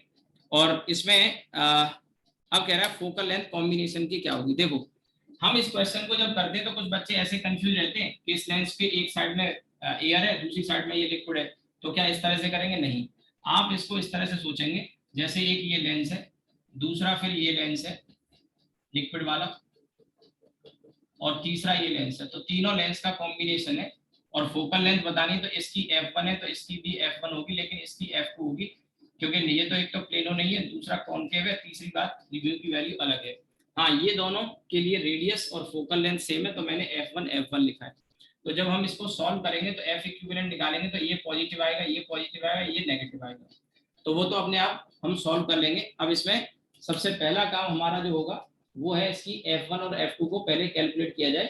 तो मैं f1 को निकाल लेता हूँ प्लेनों के लिए, 1/f1, तो म्यू की वैल्यू 1.5, बाहर हवा मानेंगे, ऐसे रखा हुआ है, ऐसे रखा हुआ है, ऐसे, और -1 और 1 पहले वाले ब्रैकेट में इन्फिनिटी प्लेन सरफेस है, और दूसरे वाले में माइनस का ये ऐसे है, तो माइनस और माइनस प्लस आएगा, अभी थोड़ी देर पहले बताया भी था मैंने। ये f1 जो आ गया वो इस वाले का भी होगा, उसका निकालने की फिर से जरूरत नहीं है आपको। तो 1/f1 की वैल्यू 3/2 -1 यानी कि 1/2 आ गया, और माइनस और माइनस प्लस, तो 1/2r आ गया, ठीक है। 1/2 बचा, और यहाँ 1/r, तो 1/2r आ गया। इसी तरह से यहाँ पे इसके लिए निकालूंगा 1/f2, और इसके लिए दिया 1.7 -1, और अब देखिए ये वाला जो सरफेस है इसके लिए नेगेटिव हो जाएगी, ऑब्जेक्ट इधर रखा हुआ है, तो माइनस का 1/r माइनस, इस वाले के लिए प्लस हो जाएगी। ये साइन कन्वेंशन ही तो समझना खेल है, मैं थोड़ा फास्ट इसलिए बता रहा हूँ क्योंकि मुझे लगता है कि ये साइन कन्वेंशन आपको आने ही चाहिए, पहले से आते होंगे, नहीं आते तो अब तक नहीं सीखोगे तो कब सीखोगे फिर। तो थोड़ा सा सोचो मेरे साथ, जितने फास्ट मैं कर रहा हूँ, नहीं तो घर पे जाके सबसे मेन प्रैक्टिस आपको यही करनी, नहीं ये सवाल कभी आएंगे नहीं फिर आपको। अब आपको नहीं आ रहे हैं तो घर पे जाके एक बार साइन कन्वेंशन सोचो, इसका सॉल्यूशन मैं कर रहा हूँ, तो मेरे साथ फटाफट से समझते जाओ, स्क्रीनशॉट लेते जाओ, नोट करते जाओ, फिर खुद से एक बार करो, देखो कि हमने साइन कन्वेंशन जो लिया यहाँ पे वो क्या सोच के लिया और आपसे क्या गलती हो रही है, क्योंकि साइन कन्वेंशन अगर सही से नहीं आएगा तो फिर आपको दिक्कत आएगी, ठीक है। तो अब देखिए ये 0.7 है, यहाँ बचा 0.7 को मैं 7/10 लिख लेता हूँ फिलहाल तो, और ये माइनस का 2/r, तो माइनस का 7/5r आ गया, ठीक है भाई, ये आ गया। तो अब 1/f इक्विवेलेंट हमें निकालना है, 1/f1, 1/f2 और 1/f1, तो ये 2/f1 या 2 × 1/f1, तो ये वैल्यू आ गई 1/2r। अगले वाले में माइनस के साथ आएगा 7/5r, 2 से 2 चला जाएगा, इस 1/r को ध्यान से देखो, 1/r को 5/5r लिख लेता हूँ, कोई हर्ज नहीं है, 5/5r और 7/5r, ये 1/f इक्विवेलेंट, तो f इक्विवेलेंट आ जाएगा 5 - 7 2, 5 - 7 2, तो 5r/2 माइनस, ठीक है। माइनस का पहले मैं आंसर दिखाता हूँ, फिर क्वेश्चन का सॉल्यूशन एक बार देख लेना,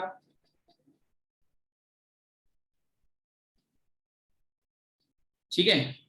और क्वेश्चन में r की वैल्यू 20 दे रखी है, ठीक है, 20 दे रखी है, तो माइनस का 50 सेंटीमीटर हो गया भैया, r की वैल्यू 20 दे रखी है क्वेश्चन में, 25 की बात कर रहा हूँ, माइनस का 50 सेंटीमीटर बी वाला आंसर हो गया, ठीक है, क्वेश्चन 25 का बी वाला आंसर हो गया।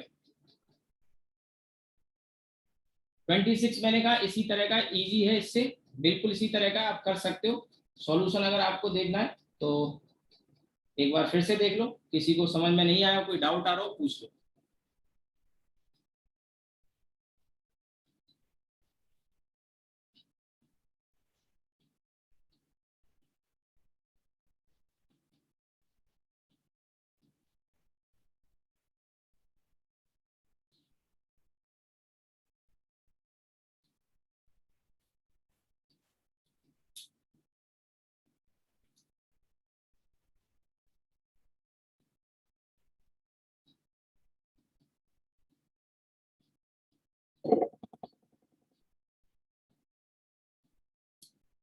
इस शीट के बाद अगली शीट जो मैंने आपको भेज दी है ऑलरेडी DPP7 लेंस का, उसमें जो क्वेश्चन मिलेंगे आपको cutting of lens, silvering of lens और डिस्प्लेसमेंट मेथड, 3 चीजें और लेंस में जो रह गई हैं जो मुझे सिखानी है, cutting of lens, silvering of lens and displacement method. कल की क्लास में, अभी तो मैं कंटिन्यू कर रहा हूँ, कल की क्लास में यही कोशिश करेंगे ये तीनों टॉपिक कल कवर हो जाए, तो कल हम फिर शीट के क्वेश्चन भी डिस्कस कर सकते हैं। अगर रह जाएगा तो कोई बात नहीं, नेक्स्ट क्लास में देख लेंगे, और कल तो शायद नहीं, लेकिन परसों प्रिज्म हमारा स्टार्ट हो जाएगा, ठीक है, प्रिज्म वाला पार्ट। तो अब आगे देखिए, ठीक है,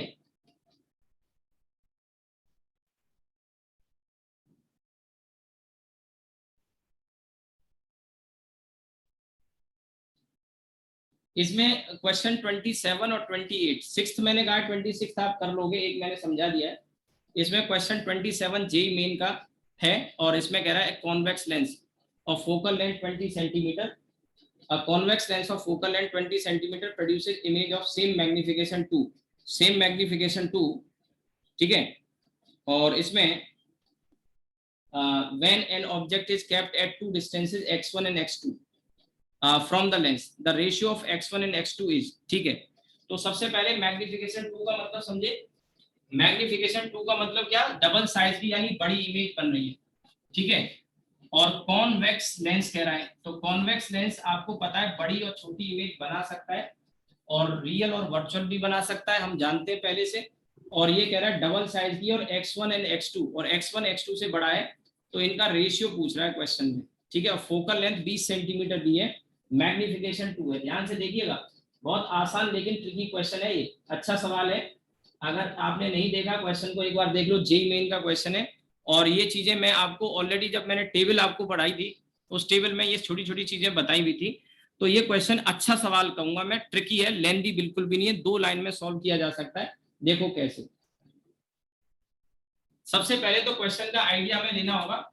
ये एक कॉन्वेक्स लेंस है, और ये इमेज मैग्निफिकेशन 2 वाली बना रहा है। हम जानते हैं कि मैग्निफिकेशन 2 और 2 पोजीशन के लिए बना रहा है। तो थोड़ा सा पीछे चलें, ये फोकस, ये 2f, तो हम जानते हैं कि ऑब्जेक्ट जब यहाँ पे होगा, ध्यान से देखिएगा, जब ऑब्जेक्ट यहाँ पे होगा तो इमेज कहाँ बनती थी भैया, f और 2f के बीच में होती, तो इमेज 2f के बाद बनती थी, दूर बनेगी और बड़ी बनेगी, दूर बनेगी और बड़ी बनेगी, बोलो, दूर बनेगी और बड़ी बनेगी, बात समझ में आ रही है। और इसमें ऑब्जेक्ट सॉरी फोकल लेंथ इसकी 20 दी है, फोकल लेंथ 20 सेंटीमीटर दी है, तो ये 20 है और ये 40 है, तो यानी कि 20 और 40 के बीच में होगा, ये पहला डिस्टेंस है, मान लो मैंने कहा x1, ठीक है। इसके बाद आपको याद होगा, हमने पीछे देखा था कि जब ऑब्जेक्ट हमारा इस इलाके में होता था तो इमेज इस इलाके में बनती थी, छोटी बनती थी, तो इसमें तो मैग्निफिकेशन 2 मिलने का चांस ही नहीं है। फिर आपको अगर याद हो तो जब हम ऑब्जेक्ट को इस रीजन में रखे थे, ऑप्टिकल सेंटर ऑफ फोकस के बीच में रखे थे, जब हम इस रेंज में रखे थे, तो फिर से इसकी इमेज वर्चुअल बनती थी।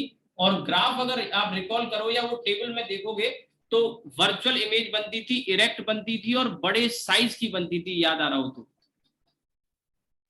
Yes sir. तो एक पोजीशन ये हो सकती है, 2 अलग अलग पोजीशन है, और इसमें कहा है कि x1 और x2 का रेशियो बताना, और बता दिया कि x1 बड़ा है, तो इसका मतलब x1 इस वाली पोजीशन के लिए कह रहा है और x2 इस वाली पोजीशन के।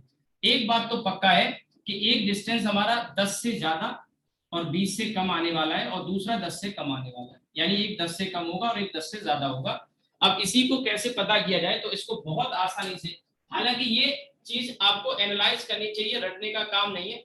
तो अब मैं आपको एक फॉर्मूला याद दिलाता हूँ, फॉर्मूला था m = f/f + u, याद आया मैग्निफिकेशन का?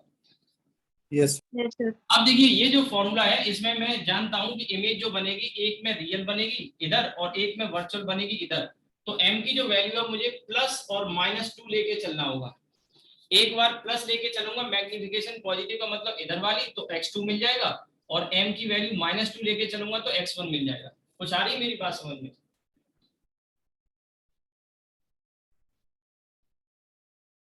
आना तो बोलो कुछ।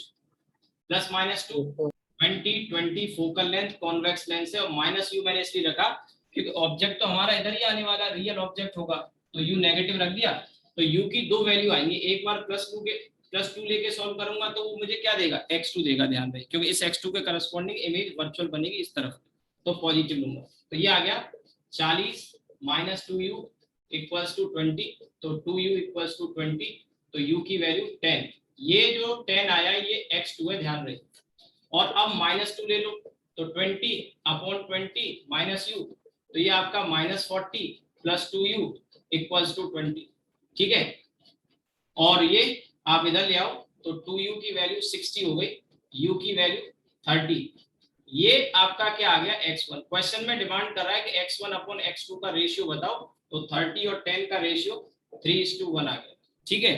चेक कर लो, कहीं कोई डाउट आ रहा हो पूछो, मैं पहले आंसर दिखाता हूं फिर सॉल्यूशन देख लेना।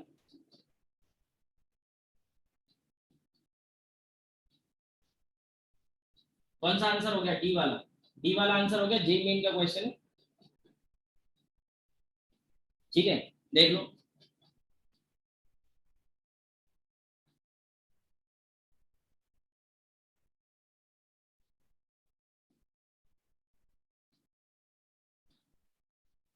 चलिए इसके बाद आगे बढ़ते हैं, नोट कर लिया होगा आपने। एक आखिरी क्वेश्चन और है, कह रहा था graph shows how the magnification m produced by a thin lens varies with image distance v, the focal length of the lens used is, ठीक है। एक थिन लेंस इसकी मैग्निफिकेशन का ग्राफ और इमेज के साथ में दिया, ठीक है। अब इसमें क्वेश्चन में साइन कन्वेंशन या लेंस के बारे में कुछ बताया नहीं है, तो जब बताया ही नहीं है तो फिर हम इसमें जनरल वाला केस लेके चलेंगे, और इमेज के साथ पूछा तो ध्यान रहे m मैग्निफिकेशन का फॉर्मूला f ये होता है, यही तो होता है भाई लेंस के लिए। The graph shows how the magnification m produced by a thin lens varies with image distance, ये फॉर्मूला बता चुका हूं, जैसे वो वाला u के साथ में होता है, इमेज के साथ उसमें माइनस आता है। यहाँ पे एक चीज गौर करने की है कि ये y एक्सिस पर है, ठीक है, और v के साथ में ग्राफ बनवा रहा है, तो ध्यान से देखिएगा ये 1 - b/f, गौर करिए y = c - mx, ठीक है। तो आप मुझे बता सकते हैं ये m क्या है, ध्यान रहे ये m स्लोप वाला है, ये m मैग्निफिकेशन वाला है। बात समझ में आ रही हो शायद? नहीं, मैंने इसमें साइन कन्वेंशन नहीं लिया है। m = 1 - b/f, v और m के बीच में कुछ ग्राफ इस तरह से दिया है, यहाँ पे v दे रखा है, यहाँ पे m दे रखा है। एक बार फिर मुझे ओपन करना पड़ेगा इसको, क्योंकि जो ग्राफ बनाया है उसमें पूरा ग्राफ नहीं है, लेकिन एक चीज पक्का है कि ये जो c है इंटरसेप्ट ये 1 होगा, m = f/ ये करके सॉल्व करके ये ले आएंगे। तो एक बार फिर से देख लेते हैं,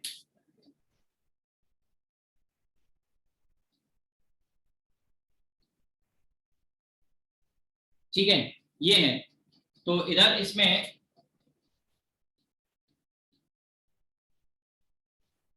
ऐसे दिया है, ये वैल्यू दे रखी है c, और ये वैल्यू दे रखी है b, और ये वैल्यू दे रखी है a, और क्वेश्चन में क्या डिमांड कर रहा है, फोकल लेंथ। आप देखो ध्यान से, यहाँ पे ये जो चीज है, यहाँ y = c - mx, y = c - mx, तो ये जो चीज है ये कोफिशिएंट है, this is 1/f and this is m dash, this is what, slope, and slope = tan theta. सबसे पहले यही समझना होगा, आप मेरी बात को समझे हो। देखो ग्राफ तो मैंने यहाँ बना दिया, ठीक है, ग्राफ ऐसे दिया है, मैंने साइन कन्वेंशन कुछ नहीं लिया क्योंकि बताया ही नहीं क्वेश्चन में कुछ भी।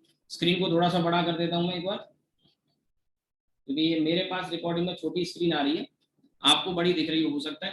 तो मैं ये कह रहा हूँ m, ये वाला m मैग्निफिकेशन 1 - b/f, ये इंटरसेप्ट आ गया c, जो हम y = c - mx, ये वाला c नहीं है, ध्यान रखना, ये वाला c नहीं, ये c इंटरसेप्ट है, यानी इस लाइन को, ये वाली जो लाइन है यहीं तक दिखा रखी है। अगर मैं इसको आगे बढ़ा देता हूँ इस लाइन को, तो ये लाइन यहाँ कहीं कट मारेगी 1 पर, इंटरसेप्ट। हमको चाहिए इसका स्लोप, क्योंकि ये जो m डैश है this is what, slope, slope का मतलब tan थीटा, स्लोप का मतलब tan थीटा, तो ये tan थीटा तो आप यहाँ से भी निकाल लोगे, आपको समझ में आ रहा हो, ये थीटा है, ये भी थीटा है, तो tan थीटा जो कि स्लोप है, और स्लोप की वैल्यू यहाँ से अगर हम देखें तो वो m dash and this is = 1/f। Compare कर लो, x की जगह v आ गया और m डैश की जगह 1/f आ गया, तो 1/f, और tan थीटा आप निकालोगे तो इसमें देखिए ये अपॉन ये आपको सी दे रखा है, ये आपको बी दे रखा है, तो टेन थीटा की वैल्यू आ गई सी अपॉन बी, और ये 1 अपॉन एफ आ गया। क्वेश्चन में फोकल लेंथ डिमांड कर रहा है, तो एफ की वैल्यू बी बाई सी आ गई, एफ की वैल्यू बी बाई सी आ गई। आप देखो पहले सॉल्यूशन, फिर आंसर भी मैं चेक कराता हूं, ठीक है। किसी को भी यहां तक डाउट आ रहा हो आप पूछिए, मैं आंसर दिखा देता हूं, फिर एक बार सॉल्यूशन देख लेना। आंसर देखिए, डी वाला आंसर हो जाएगा इसमें, डी वाला आंसर दे रखा है क्वेश्चन पे, ये शीट आपके पास है ही ऑलरेडी, ठीक है। इसमें डी वाला आंसर दे रखा है, ठीक है, डी वाला आंसर। अब देख लो सॉल्यूशन, और सॉल्यूशन में किसी को कोई डाउट आ रहा हो बताओ।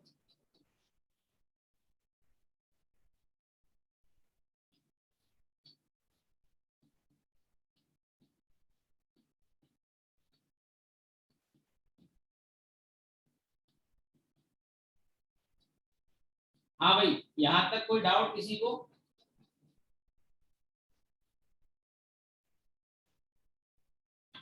चलिए मैं आगे बढ़ता हूं। अब इसमें देखिए फर्दर, ये शीट तो मेरी तरफ से कंप्लीट हो चुकी है। अब इसमें मैं एक दो चीजें और बताऊंगा, आज की क्लास में भी टाइम है। कटिंग ऑफ लेंस और बता देता हूँ, छोटा टॉपिक है, अगले 5 मिनट में कवर किया जा सकता है। दो चीजें और लेंस में जो बची हैं उसमें टाइम लगेगा, डिस्प्लेसमेंट मेथड है, थोड़ा टाइम लगता है, उसमें कई सारी चीजें बतानी होती हैं, वो फॉर्मूले वगैरह भी आते हैं, काम के हैं। अगली शीट में जो आपको दूंगा, दे दिया ऑलरेडी, उसमें क्वेश्चन भी मिलेंगे। और सिल्वरिंग ऑफ लेंस काफी इंपॉर्टेंट है, तब जाके लेंस कंप्लीट होगा, ठीक है। तो मैं अभी टाइम है करीब 5-6 मिनट का, तो पहले मैं आपको कटिंग ऑफ लेंस समझा देता हूँ, आसान है, जल्दी कवर हो जाएगा 5 मिनट में, ठीक है।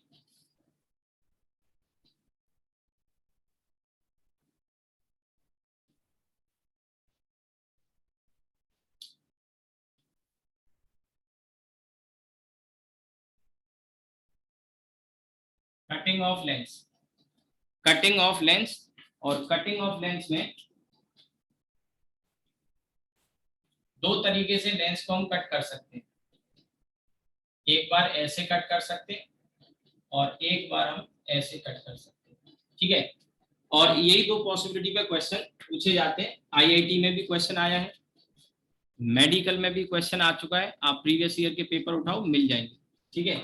और इसमें जब कट करेंगे तो इस एक्सिस का नाम है एक्स एक्स डैश, और इस एक्सिस का नाम है Y Y dash, X X dash और वाई वाई डैश, ये एक्सिस के नाम है। एक बार एक्स एक्सिस के अलोंग और एक बार वाई एक्सिस के अलोंग हम अगर कट करते हैं, तो किसी एक पार्ट को अगर पिक करते हैं तो उसकी फोकल लेंथ क्या होगी, ये चीजें आपको जाननी है। तो इसकी इनिशियली पावर और फोकल लेंथ, इस पूरे लेंस की पी और एफ दे रखी है, बीच में से कट कर रहे हैं, राइट। तो अब देखिए दो तीन चीजें जानने की है। तो अलोंग एक्स एक्स डैश अगर हम कट करते हैं, तो अगर एक्स एक्स डैश के अलोंग कट करते हैं तो ये लेंस का टुकड़ा एक रह गया हमारे पास इस तरह का ऊपर वाला, या नीचे वाला ले लेते हैं तो वो ऐसे रह गया, ठीक है। इसके बाद इसमें पॉसिबिलिटी बनेगी कि अगर इन दोनों टुकड़ों को ऐसे रख दिया जाए, और या इन टुकड़ों में एक ऐसे है एक ऐसे, ठीक है। एक अलग पीस है सिंगल, एक ऐसे सिंगल पीस है, फिर दोनों को कंबाइन कर दिया, इन दोनों को कंबाइन किया लेकिन उल्टे लगा के किया, ठीक है। तो सबसे पहले अगर along x X dash cut करते हैं, तो यहाँ पे आपको समझना ये है कि जब हम कट करेंगे, नो डाउट लेंस का साइज छोटा हो गया, साइज छोटा हो गया, लेकिन इधर की रेडियस और इधर की रेडियस तो वही है पहले वाली जो थी। आप ये ना सोचेंगे इतने बड़े को छोटा कर दिया तो रेडियस थोड़ी चेंज, कर्वेचर तो वही है ना।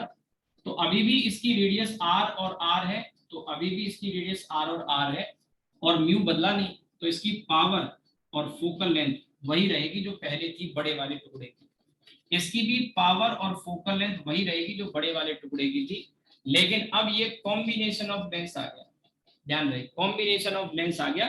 तो ये दो लेंस अगर हम जोड़ देंगे एक जैसे, तो इनकी पावर ऐड हो जाएगी, और दोनों की पावर पी पी है तो इसकी होगी 2p, और पावर क्योंकि डबल हो गई इसलिए फोकल लेंथ आधी होगी। अब आप में से ये सोच रहे होंगे कि सर फिर इसमें भी वही होगा, लेकिन नहीं, यहाँ पे कहानी बदल जाती है। असल में यहाँ पे पावर 2p होने की वजह क्या है वो ऐसे समझो, लेंस जब हम यहाँ बात कर रहे होते तो लेंस में ये दो पार्ट, एक ऊपर का एक नीचे का, तो ऊपर से जो रेज जाती है वो इसके ऑप्टिकल सेंटर की तरफ बेंड होती है, और नीचे से जो जाती है वो भी ऑप्टिकल सेंटर की तरफ बेंड होती है। यही तो इस लेंस का बिहेवियर होता है। कॉन्वेक्स लेंस का बिहेवियर ये है कि ये ऑप्टिकल सेंटर की तरफ कन्वर्ज करता है, और कॉनकेव लेंस का है कि वो ऑप्टिकल सेंटर से दूर भगाता है। ठीक है, ये चीज समझ में आई।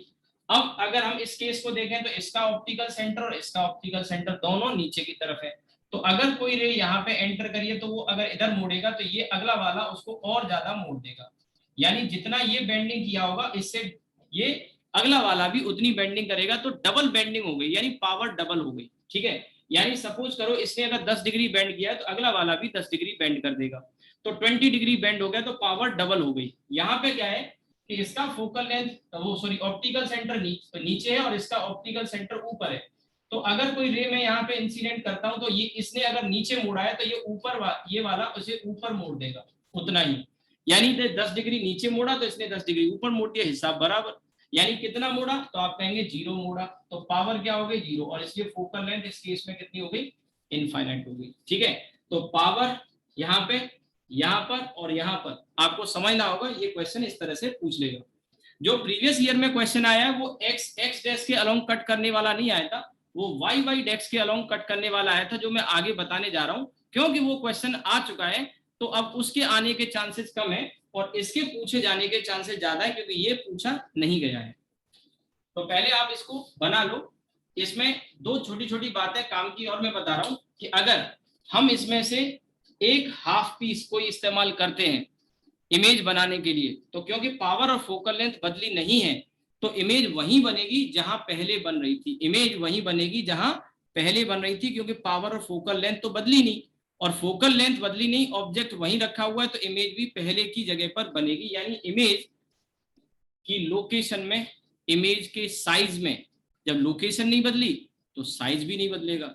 अगर सिंगल पार्ट यूज करते हैं, इस पूरे की जगह सिंगल पार्ट अगर यूज करते हैं या हाफ पार्ट यूज करते हैं, तो image will form at the same place and will be of the same size. But एक छोटी सी बात वो ये है कि जब यहाँ पूरा लेंस हम इस्तेमाल कर रहे थे तो यहाँ से जो लाइट आ रही थी वो इतने अपर्चर से गुजर रही थी, इतने अपर्चर से लाइट गुजर रही थी, तो ज्यादा लाइट कलेक्ट कर रहा था ये लेंस इमेज फॉर्मेशन में।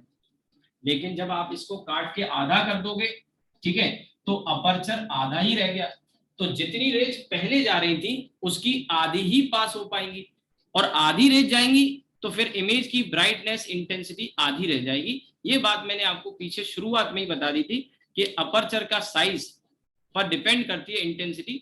Intensity is directly proportional to area of aperture. तो अपर्चर जितना बड़ा होगा उसका जो साइज है इमेज का सॉरी इंटेंसिटी है वो उसी हिसाब से चेंज हो जाएगी, उसी के प्रोपोर्शन में। Intensity directly proportional to area of aperture. ठीक है, तो अब देखिए यहां पर मैं यहां लिख रहा हूं इफ एनी वन हाफ, ये वाला हाफ, ये वाला नहीं, वो आप अगले वाले केस में बताऊंगा, any half of the lens. अच्छा, इसमें ये बताना जरूरी है कि ये जो केस हम पढ़ रहे हैं ये उसके लिए है जब दोनों साइड की रेडियस बराबर है। अगर दोनों साइड की रेडियस डिफरेंट हो जाएंगी तो कहानी में थोड़ा सा चेंज आ जाएगा, वो मैं आगे बता दूंगा। अभी इसमें तो कोई चेंज नहीं आने वाला, इसमें तो वैसे ही रहेगा जो मैंने लिखा है। If any half of the lens is used for image formation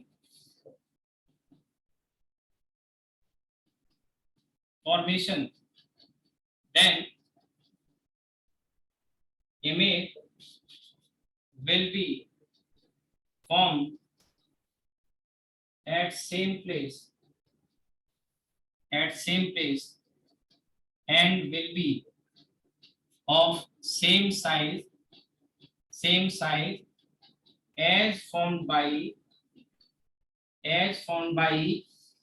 the complete length। नीचे लिख रहा हूं, ऊपर जगह नहीं बची। as formed by complete length। however अब इसमें क्या होगा,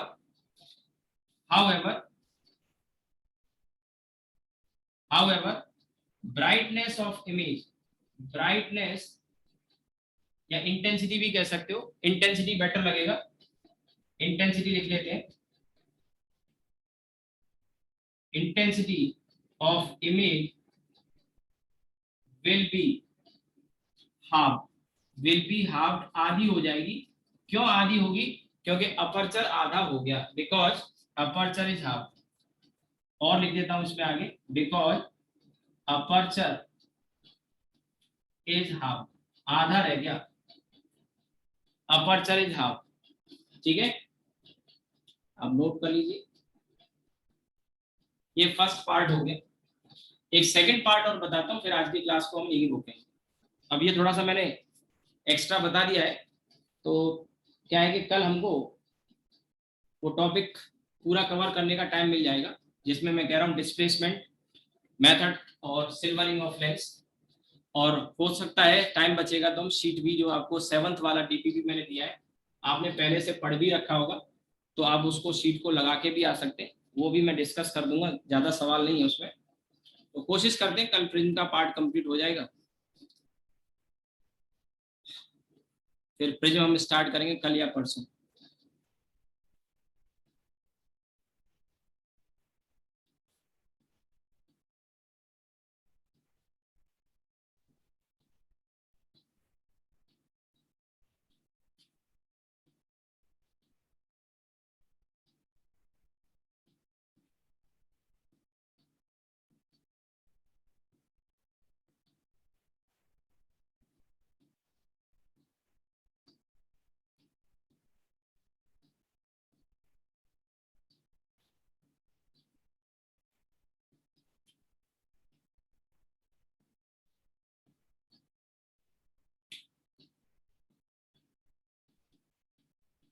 ठीक है, नोट कर लिया होगा। अब आ जाते हैं हम इसके बाद अलोंग वाई वाई डैश।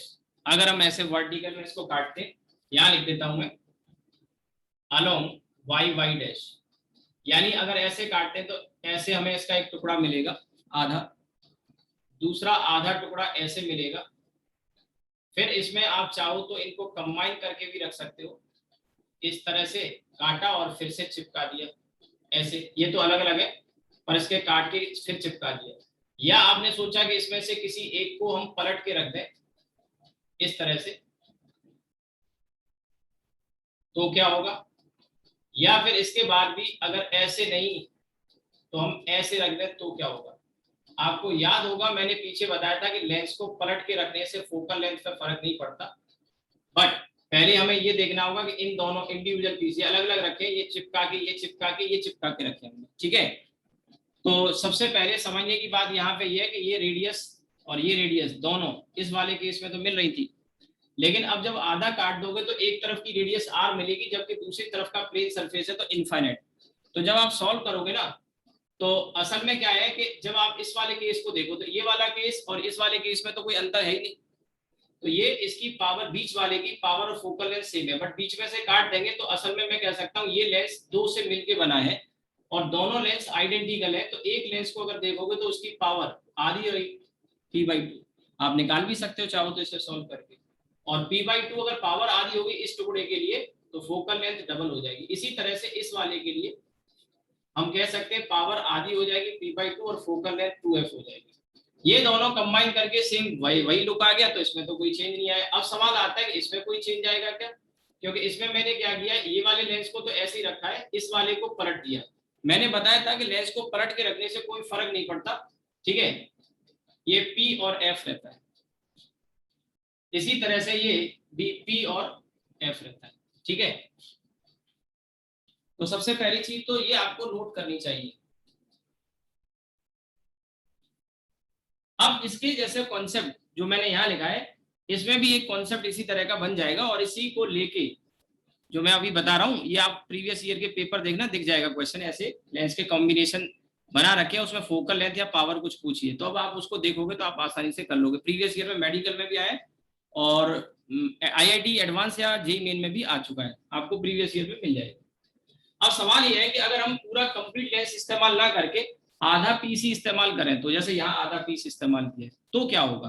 तो सबसे पहली बात, क्योंकि आधा पीस आप इस्तेमाल कर रहे हो, फोकल लेंथ अब डबल हो चुकी है, तो इमेज उस जगह नहीं बनेगी जहां पहले बन रही थी, क्योंकि फोकल लेंथ बदल गई। इसमें नहीं बदली थी फोकल लेंथ, सिंगल पीस को यूज कर रहे थे, फोकल लेंथ तो बदल गई, इसलिए इमेज की डिस्टेंस बदलेगी, क्योंकि डिस्टेंस बदल रही है इसलिए साइज भी बदल जाएगा इमेज का। मेरी बात समझ में आई? ठीक है।